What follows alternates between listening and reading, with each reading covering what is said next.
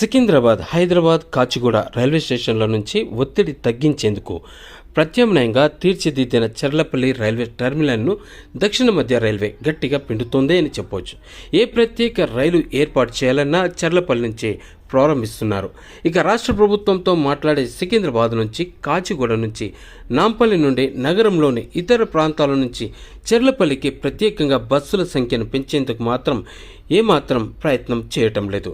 ఇక మీ చావు మీరు చావండి అన్నట్టుగా అధికారుల శైలి స్పష్టంగా కనబడుతుంది. ఓవైపు వేసవి సెలవులు ముగుస్తున్న టైంలో వచ్చే నెల 1వ తేదీ నుంచి జూలై 31వ తేదీ వరకు 44 ప్రత్యేక రైళ్లను చర్లపల్లి నుంచి ఏర్పాటు చేసబోతున్నారు. ఇక విశాఖపట్నం నుంచి చర్లపల్లి రైలు నెంబర్ 08579 ఈ రైలు జూన్ 6వ తేదీ నుంచి జూలై 25వ తేదీ వరకు ప్రతి శుక్రవారం నడుస్తుంది. అలాగే చర్లపల్లి టు విశాఖపట్నం రైలు కూడాను జూన్ 7th నుంచి జూలై 26 వరకు ప్రతి శనివారం అందుబాటులో ఉండబోతుంది.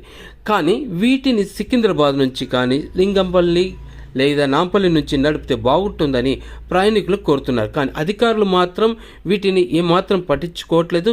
సికింద్రాబాద్ స్టేషన్లో పనులు జరుగుతున్నాయని చెప్పేసి చెప్తూ దాటవేస్తున్నారు. కానీ ప్రజల కోరికని ఏమాత్రం మన్నించడానికి ప్రయత్నం చేయటం లేదు.